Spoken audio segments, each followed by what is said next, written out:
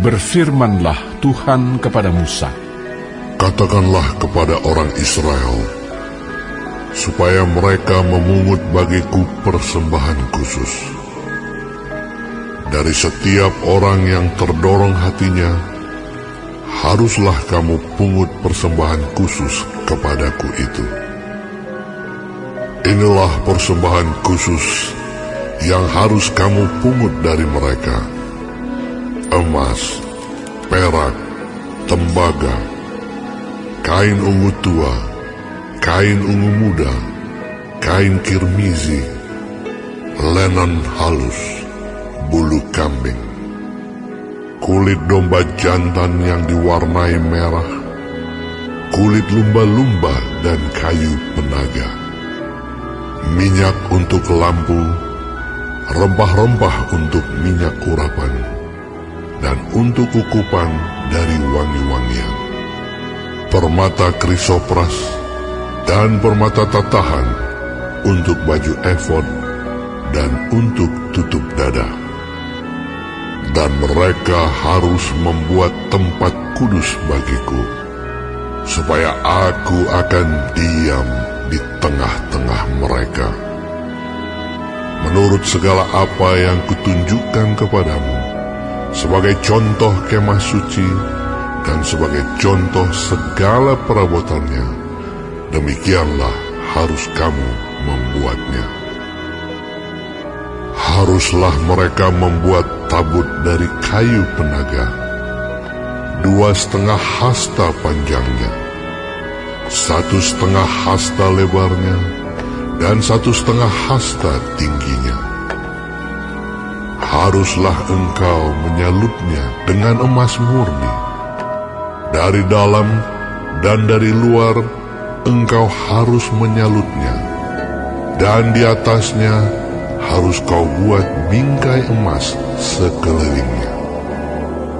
Haruslah engkau menuang 4 gelang emas untuk tabut itu, dan pasanglah gelang itu pada keempat penjurunya, yaitu 2 gelang pada rusuknya yang satu dan 2 gelang pada rusuknya yang kedua. Engkau harus membuat kayu pengusung dari kayu penaga dan menyalutnya dengan emas. Haruslah engkau memasukkan kayu pengusung itu ke dalam gelang yang ada pada rusuk tabut itu, supaya dengan itu tabut dapat diangkut. Kayu pengusung itu haruslah tetap tinggal dalam gelang itu, tidak boleh dicabut dari dalamnya. Dalam tabut itu haruslah kau taruh loh hukum yang akan kuberikan kepadamu. Juga engkau harus membuat tutup pendamaian dari emas murni, 2,5 hasta panjangnya dan 1,5 hasta lebarnya. Dan haruslah kau buat 2 kerup dari emas. Kau buatlah itu dari emas tempaan pada kedua ujung tutup pendamaian itu. Buatlah 1 kerup pada ujung sebelah sini, dan 1 kerup pada ujung sebelah sana.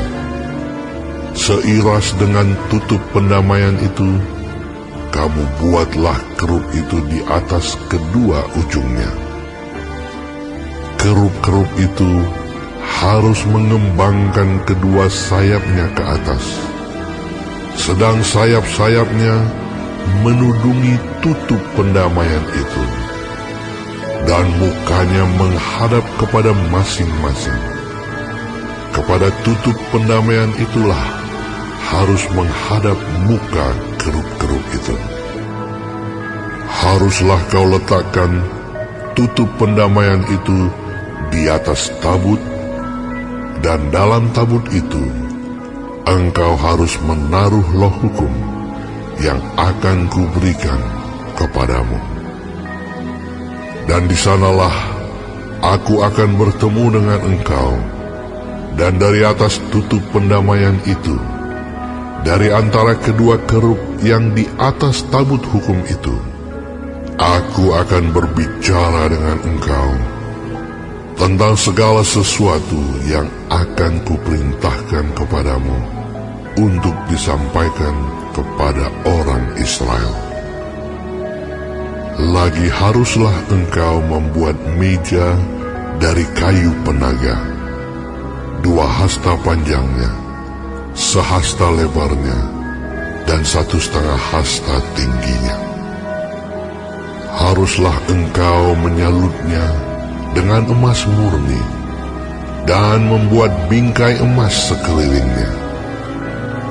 Haruslah engkau membuat sekelilingnya jalur pinggir yang setapak tangan lebarnya, dan kau buatlah bingkai emas sekeliling jalur pinggirnya itu. Haruslah engkau membuat untuk meja itu 4 gelang emas, dan kau pasanglah gelang-gelang itu di keempat penjurunya pada keempat kakinya. Gelang itu haruslah dekat ke jalur pinggirnya sebagai tempat memasukkan kayu pengusung, supaya meja itu dapat diangkut. Haruslah engkau membuat kayu pengusung itu dari kayu penaga dan menyalutnya dengan emas, dan dengan itulah meja harus diangkut. Haruslah engkau membuat pinggannya, cawannya, kendinya, dan pialanya yang dipakai untuk persembahan curahan. Haruslah engkau membuat semuanya itu dari emas murni. Dan haruslah engkau tetap meletakkan roti sajian di atas meja itu di hadapanku. Haruslah engkau membuat kandil dari emas murni. Dari emas tempahan harus kandil itu dibuat, baik kakinya, baik batangnya, kelopaknya, dengan tombolnya dan kembangnya. Haruslah seiras dengan kandil itu. 6 cabang harus timbul dari sisinya. 3 cabang kandil itu dari sisi yang satu, dan 3 cabang dari sisi yang lain. 3 kelopak yang berupa bunga badam pada cabang yang satu, dengan tombol dan kembangnya, dan 3 kelopak yang serupa pada cabang yang lain, dengan tombol dan kembangnya. Demikianlah juga kau buat ke-6 cabang yang timbul dari kandil itu. Pada kandil itu sendiri harus ada 4 kelopak berupa bunga badam, dengan tombolnya dan kembangnya. Juga harus ada 1 tombol di bawah sepasang cabang yang pertama, yang timbul dari kandil itu, dan 1 tombol di bawah yang kedua, dan 1 tombol di bawah yang ketiga. Demikianlah juga kau buat ke-6 cabang yang timbul dari kandil itu. Tombol dan cabang itu harus timbul dari kandil itu, dan semuanya itu haruslah dibuat dari sepotong emas tempaan yang murni. Haruslah kau buat pada kandil itu 7 lampu, dan lampu-lampu itu haruslah dipasang di atas kandil itu, sehingga diterangi yang di depannya. Sepitnya dan penadahnya haruslah dari emas murni. Dari 1 talenta emas murni haruslah dibuat kandil itu dengan segala perkakasnya itu. Dan ingatlah bahwa engkau membuat semuanya itu menurut contoh yang telah ditunjukkan kepadamu di atas gunung itu.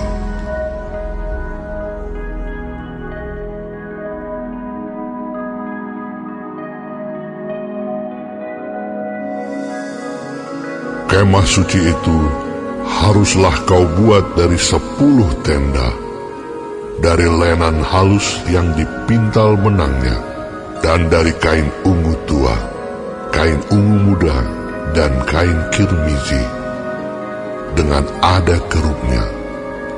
Buatan ahli tenun, haruslah kau buat semuanya itu.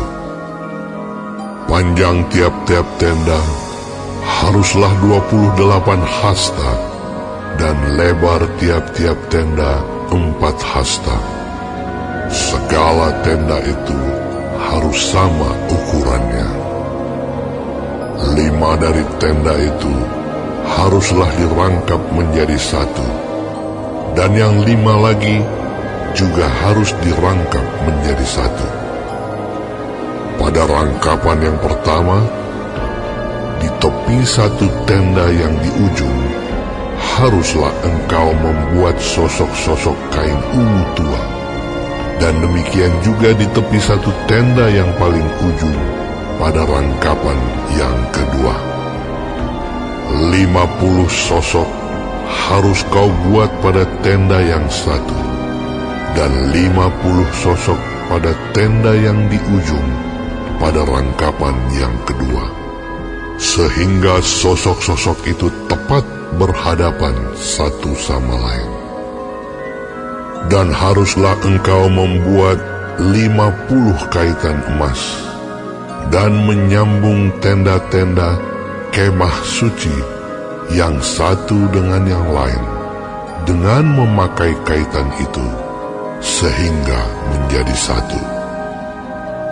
Juga haruslah engkau membuat tenda-tenda dari bulu kambing menjadi atap kemah yang menudungi kemah suci. 11 tenda harus kau buat. Panjang tiap-tiap tenda harus 30 hasta, dan lebar tiap-tiap tenda 4 hasta. Yang 11 tenda itu harus sama ukurannya. 5 dari tenda itu haruslah kau sambung dengan tersendiri, dan 6 dari tenda itu dengan tersendiri. Dan tenda yang keenam haruslah kau lipat 2 di sebelah depan kemah itu. Haruslah engkau membuat 50 sosok pada rangkapan yang pertama di tepi satu tenda yang di ujung, dan 50 sosok di tepi satu tenda pada rangkapan yang kedua. Haruslah engkau membuat 50 kaitan tembaga, dan memasukkan kaitan itu ke dalam sosok-sosok, dan menyambung tenda-tenda kemah itu supaya menjadi satu.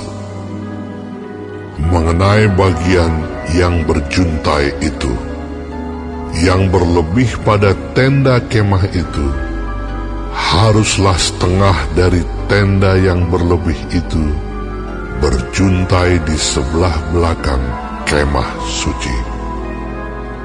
Sehasta di sebelah sini, dan sehasta di sebelah sana, pada bagian yang berlebih, pada panjang tenda-tenda kemah itu, haruslah berjuntai pada sisi-sisi kemah suci. Di sebelah sini dan di sebelah sana untuk menudunginya. Juga haruslah engkau membuat untuk kemah itu tudung dari kulit domba jantan yang diwarnai merah, dan tudung dari kulit lumba-lumba di atasnya lagi. Haruslah engkau membuat untuk kemah suci papan dari kayu penaga yang berdiri tegap. 10 hasta panjangnya satu papan, dan 1,5 hasta lebarnya tiap-tiap papan. Tiap-tiap papan harus ada 2 pasaknya yang disengkang satu sama lain. Demikianlah harus kau perbuat dengan segala papan kemah suci. Haruslah engkau membuat papan-papan untuk kemah suci. 20 papan pada sebelah selatan.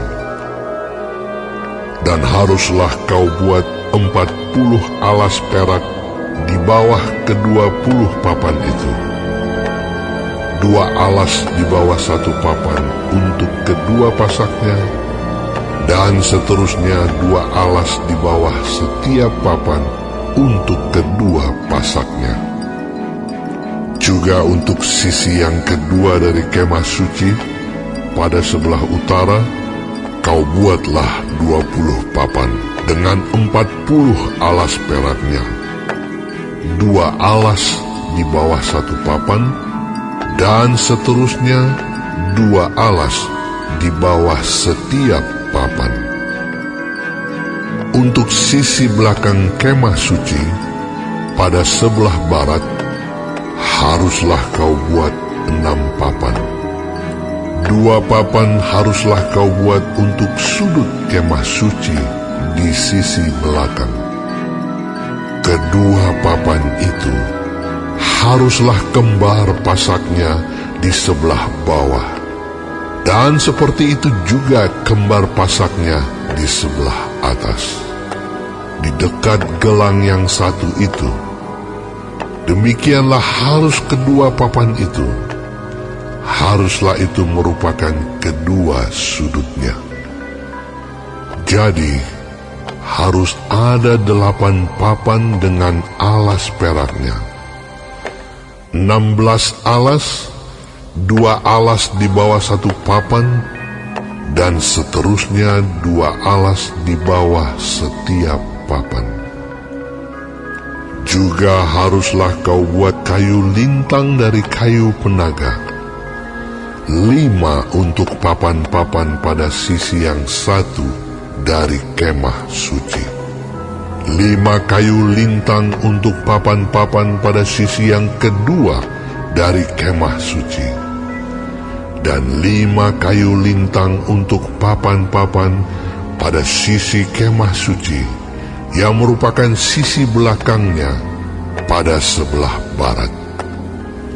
Dan kayu lintang yang di tengah-tengah papan-papan itu, haruslah melintang terus dari ujung ke ujung.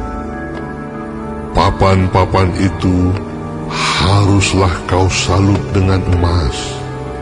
Gelang-gelang itu haruslah kau buat dari emas, sebagai tempat memasukkan kayu-kayu lintang itu.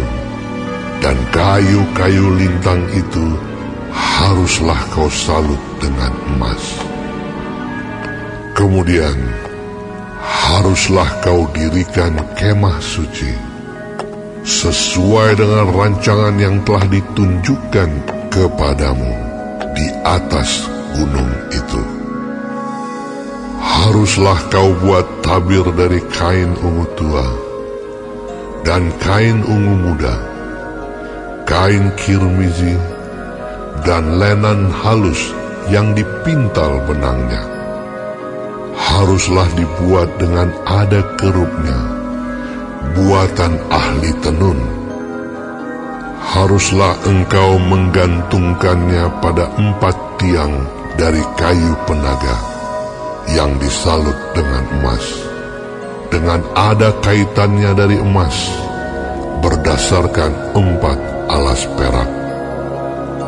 Haruslah tabir itu kau gantungkan pada kaitan penyambung tenda itu, dan haruslah kau bawa tabut hukum ke sana, ke belakang tabir itu, sehingga tabir itu menjadi pemisah bagimu antara tempat kudus dan tempat maha kudus.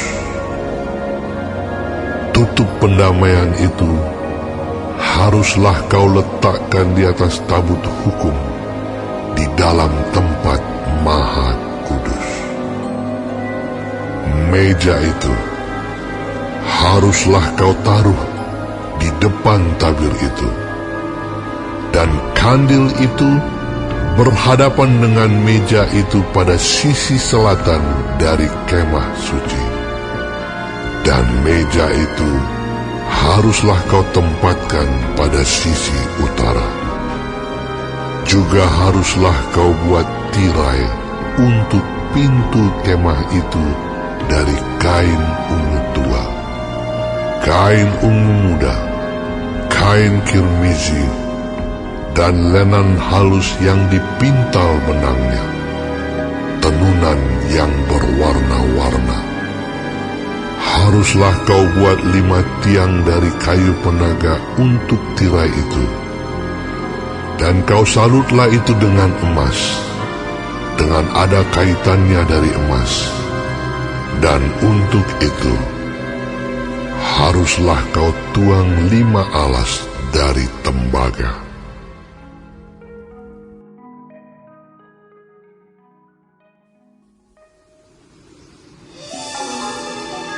Haruslah engkau membuat mezbah dari kayu penaga, 5 hasta panjangnya dan 5 hasta lebarnya, sehingga mezbah itu 4 persegi, tetapi 3 hasta tingginya.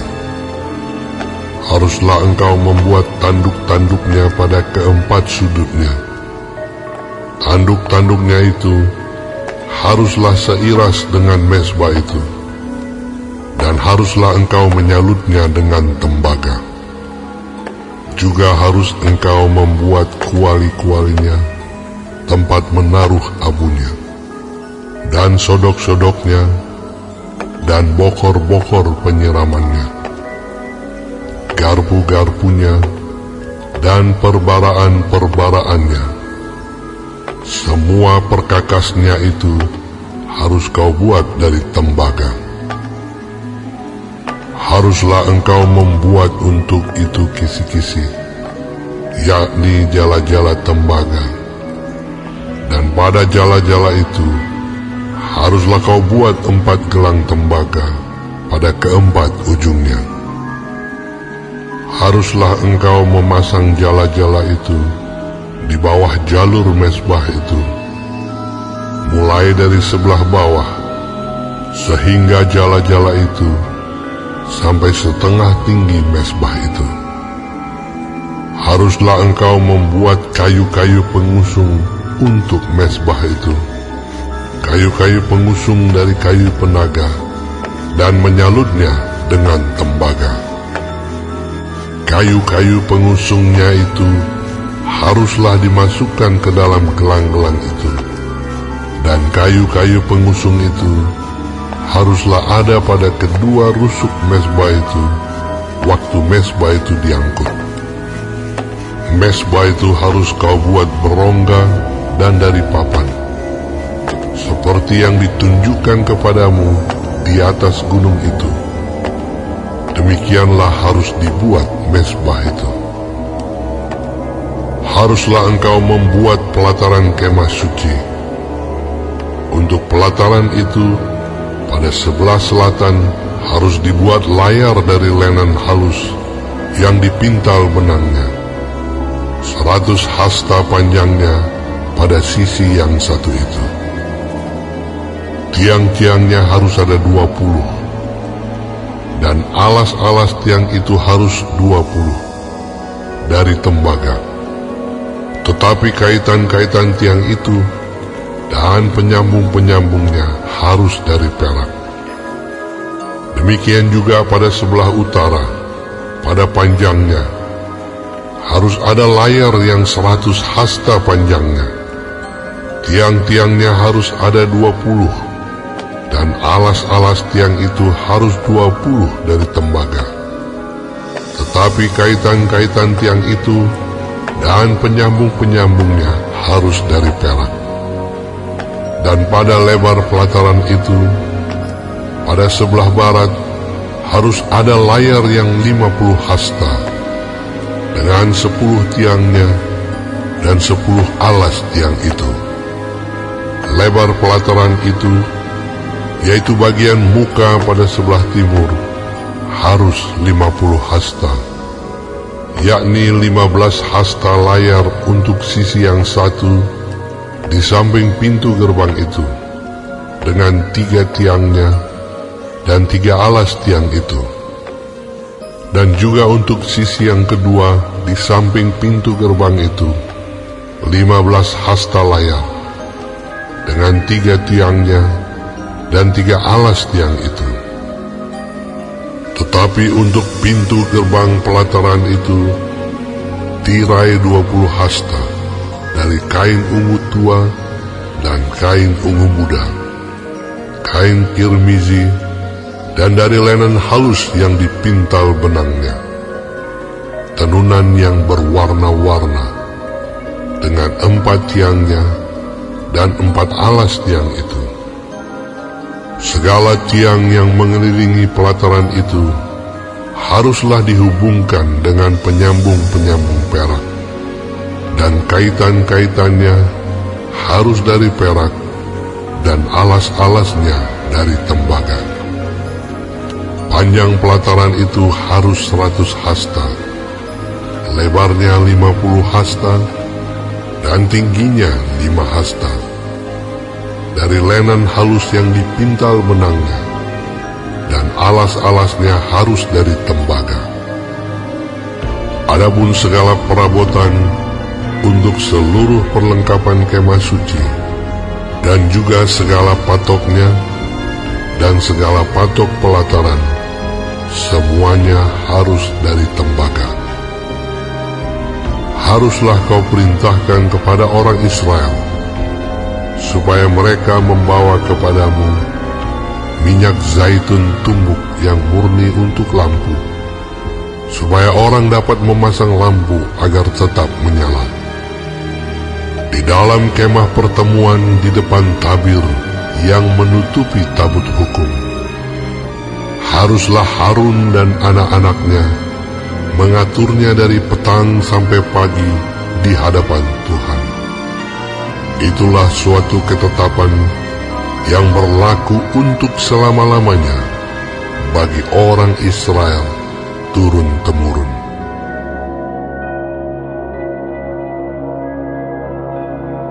Pada masa itu, ketika jumlah murid makin bertambah, timbullah sungut-sungut di antara orang-orang Yahudi yang berbahasa Yunani terhadap orang-orang Ibrani, karena pembagian kepada janda-janda mereka diabaikan dalam pelayanan sehari-hari. Berhubung dengan itu, kedua belas rasul itu memanggil semua murid berkumpul dan berkata, "Kami tidak merasa puas, karena kami melalaikan firman Allah untuk melayani meja. Karena itu saudara-saudara, pilihlah 7 orang dari antaramu, yang terkenal baik, dan yang penuh roh dan hikmat, supaya kami mengangkat mereka untuk tugas itu, dan supaya kami sendiri dapat memusatkan pikiran dalam doa dan pelayanan firman." Usul itu diterima baik oleh seluruh jemaat. Lalu mereka memilih Stefanus, seorang yang penuh iman dan Roh Kudus, dan Filipus, Prochorus, Nikanor, Timon, Parmenas, dan Nikolaus, seorang penganut agama Yahudi dari Antioquia. Mereka itu dihadapkan kepada rasul-rasul. Lalu rasul-rasul itu pun berdoa dan meletakkan tangan di atas mereka. Firman Allah makin tersebar, dan jumlah murid di Yerusalem makin bertambah banyak. Juga sejumlah besar imam menyerahkan diri dan percaya. Dan Stefanus yang penuh dengan karunia dan kuasa mengadakan mujizat-mujizat dan tanda-tanda di antara orang banyak. Tetapi tampillah beberapa orang dari jemaat Yahudi yang disebut jemaat orang Libertini. Anggota-anggota jemaat itu adalah orang-orang dari Kirene dan dari Alexandria, bersama dengan beberapa orang Yahudi dari Kilikia dan dari Asia. Orang-orang itu bersoal jawab dengan Stefanus. Tetapi mereka tidak sanggup melawan hikmatnya dan roh yang mendorong dia berbicara. Lalu mereka menghasut beberapa orang untuk mengatakan, Kami telah mendengar dia mengucapkan kata-kata hujat terhadap Musa dan Allah. dengan jalan demikian mereka mengadakan suatu gerakan di antara orang banyak serta tua-tua dan ahli-ahli Taurat. Mereka menyergap Stefanus, menyeretnya dan membawanya ke hadapan mahkamah agama. Lalu mereka memajukan saksi-saksi palsu yang berkata, Orang ini terus-menerus mengucapkan perkataan yang menghina tempat kudus ini dan hukum Taurat. Sebab kami telah mendengar dia mengatakan bahwa Yesus orang Nazaret itu akan merubuhkan tempat ini dan mengubah adat istiadat yang diwariskan oleh Musa kepada kita. semua orang yang duduk dalam sidang mahkamah agama itu menatap Stefanus. Lalu mereka melihat muka Stefanus sama seperti muka seorang malaikat.